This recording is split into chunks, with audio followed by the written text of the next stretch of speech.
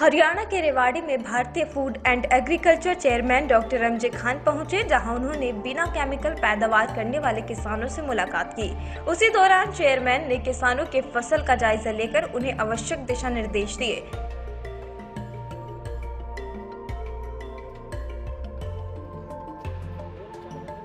वहीं भारतीय food and agriculture chairman ने कहा कि हम अधिक पैदावार के लिए खेतों में यूरिया खाद का इस्तेमाल कर रहे हैं, जो पैदावार तो बढ़ा देता है लेकिन हमारी सेहत के लिए हानिकारक होता है। उन्होंने कहा कि ऐसे जागरूक किसानों की जरूरत है जो ऑर्गेनिक खेती तैयार कर लोगों तक पहुंचा सकते हैं। साथ ही कहा कि ऑर्गेनिक खेती की अलग से कोई मार्केट नहीं है, लेकिन फिर भी अब डिजिटल युग में ऑनलाइन ऑर्डर कर लोग इसका लाभ उठा सकते हैं। वहीं डॉक्टर एमजे खान ने कहा कि 20% खेती करते हैं, जिसमें 8% ही ऑर्गेनिक फसल कर पा रही हैं, लेकिन अब वक्त आ गया है कि इस 8.5% को बढ़ाकर हमें 17% करना होगा, ताकि समय समय पर बीमारियों से ग्रस्त होने की बजाय हम अपने शरीर की इम्यूनिटी पावर बढ़ा सके।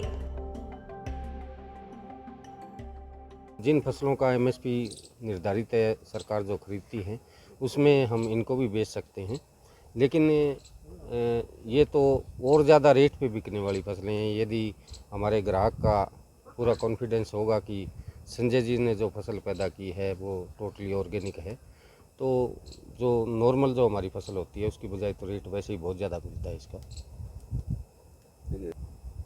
इसमें एक एफपीओ का कंसेप्ट है कि इस तरह के जो हमारे इनोवेटिव और प्रोग्रेसिव फार्मर हैं जो ऑर्गेनिक करना चाहते हैं, वो फार्मर प्रोड्यूसर ऑर्गेनाइजेशन बना के वो इकट्ठा हो सकते हैं, ताकि यदि आपके पास बेचने के लिए ज़्यादा प्रोडक्शन होगी तो आप को मंडी भी आसानी से मिल जाएगी।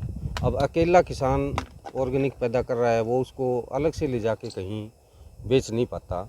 सबसे बड़ा कारण जो भाव ना मिलने का या मार्केट ना मिलने का, मैं समझता हूँ यही है। अच्छा अनुभव है यहाँ देखने का, और सबसे बड़ी बात है कि एक इंटीग्रेटेड फार्मिंग सिस्टम जिसमें तमाम तरीके की सब्जियाँ और उसमें भी इनोवेशन के साथ में उसके साथ में हनी का प्रोडक्शन है, डेयरी का प्रोडक्शन है, और फिर सबसे बड़ी बात है कि ऑर्गेनिक का।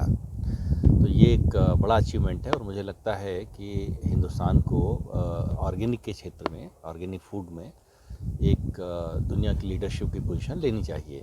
और आज जब $100 बिलियन से ज़्यादा का ग्लोबल मार्केट है, हमारा हिस्सा $1 बिलियन से भी कम है।